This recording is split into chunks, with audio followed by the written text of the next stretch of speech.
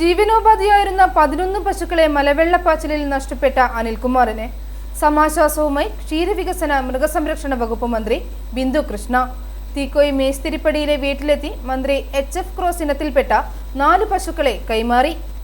ആകെ ഉണ്ടായിരുന്ന 17 പശുക്കളിൽ 3 കിടാക്കളടക്കം 11 എണ്ണം നിലയിലെ വെള്ളത്തിൽ ശ്വാസം മുട്ടിച്ചാകുന്നത് നോക്കി നിൽക്കേണ്ടി വന്ന അനിൽകുമാറിനെ മന്ത്രി ഫോണിൽ വിളിച്ച് ആശ്വസിപ്പിക്കുകയും നേരിട്ടെത്താമെന്ന് ഉറപ്പു നൽകുകയും ചെയ്തിരുന്നു.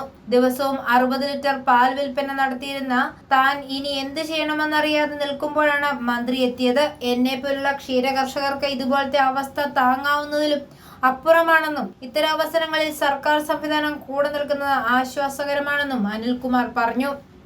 Kerala life stock development board നൽകിയ 2 പശുക്കളും കേരള വെറ്റിനറി യൂണിവേഴ്സിറ്റി ടീച്ചേഴ്സ് അസോസിയേഷനും കേരള ഗസറ്റഡ് ഓഫീസേഴ്സ് യൂണിയൻ സംസ്ഥാന സമിതിയും നൽകിയ ഓരോ പശുക്കളെയുമാണ് മന്ത്രി കൈമാറിയത്. കേരള വെറ്റിനറി അസോസിയേഷൻ നൽകിയ 1 ലക്ഷം രൂപയുടെ ചെക്കും ബിന്ദു കൃഷ്ണ അനിൽകുമാറിന് കൈമാറി. വാഗമണ്ണിലെ KLDBയിൽ നിന്ന് ആണ് പശുക്കളെ എത്തിച്ചത്. വെള്ളപ്പൊക്കവും പ്രളയ സമാനമായ സാഹചര്യവും ഉണ്ടായി. കഴിഞ്ഞ 3-4 ദിവസമായി കേരളത്തിൽ തികച്ചും അപ്രതീക്ഷിതമായി മൺസൂൺ വരും, മഴ കൂടുതൽ വരും എന്നൊക്കെ പ്രതീക്ഷിച്ചെങ്കിലും 2018 ഇത് സമാനമായി എന്ന് തോന്നിപ്പിക്കുന്ന രീതിയിലുള്ള വെള്ളപ്പാച്ചിലുണ്ടായപ്പോൾ ഇവിടെ ക്ഷീരകർഷകർ ഈ നാടിൻ്റെ നട്ടെല്ലാണ്. അദ്ദേഹം രാത്രി വളരെ വൈകി വരെ അവിടെ പശുക്കളുടെ അടുത്തുണ്ടായിരുന്നു.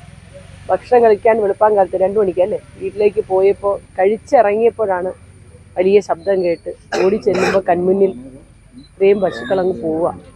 എന്ത് ചെയ്യണമെന്നറിയാൻ വയ്യാതെ നിൽക്കുന്നൊരവസ്ഥ ഒരു മനുഷ്യൻ്റെ ഏറ്റവും വലിയ നിസ്സഹായ അവസ്ഥയാണ്. KGOU സംസ്ഥാന പ്രസിഡന്റ് B ഗോപകുമാർ, മിൽമ എറണാകുളം മേഖലാ ചെയർമാൻ CN വത്സലൻ പിള്ള, ജില്ലാ പഞ്ചായത്ത് വൈസ് പ്രസിഡന്റ് ബിന്ദു സെബാസ്റ്റ്യൻ, തലനാട് ഗ്രാമപഞ്ചായത്ത് president Asha Riju, KLDB managing director doctor R Rajeev, chief veterinary officer doctor Binu Gopinath, doctor Abdul Firoz, doctor Binoy, doctor Smitha, doctor Ajin Jose, Baby Thomas, Hari Mannumadam, Rohini Bai, Unnikrishnan, KK Vijayan, TT Thomas, Omana Gopalakrishnan, Kripa Biju എന്നിവരും സന്നിഹിതരായിരുന്നു. അവിവാഹിതനായ ബിജുകുമാർ മാതാപിതാക്കൾക്കും സഹോദരന്റെ കുടുംബത്തിനുമൊപ്പമാണ് താമസിക്കുന്നത്. വീടിനോട് ചേർന്ന് തന്നെയാണ് പശുത്തൊഴുത്തും. രാത്രി വൈകി മാത്രം ഉറങ്ങാറുള്ള ഇദ്ദേഹം ഉരുൾപൊട്ടി വെള്ളം ഇരച്ചു കയറുന്നത് കണ്ടപ്പോഴും പശുക്കളെ രക്ഷിക്കാനാവാതെ വന്നതിന്റെ വേദനയിൽ നിന്നും മുക്തനായിട്ടില്ല. വീടിനും കേടുപാടുകൾ സംഭവിച്ചിട്ടുണ്ട്. എസ്റ്റേറ്റ് ജീവനക്കാരനായി നാട്ടിലെത്തിയ മാതാപിതാക്കൾ തുടങ്ങിയ പശുപരിപാലനം ഉപജീവന മാർഗം എന്ന നിലയിൽ അനിൽകുമാറും ഏറ്റെടുക്കുകയായിരുന്നു. ഇപ്പോൾ ലഭിച്ച 4 പശുക്കൾ മുന്നോട്ടുള്ള ജീവിതത്തിൽ വലിയ ആശ്വാസമാണെന്നാണ് അദ്ദേഹം പറയുന്നത്. i4u ന്യൂസ്, പാല.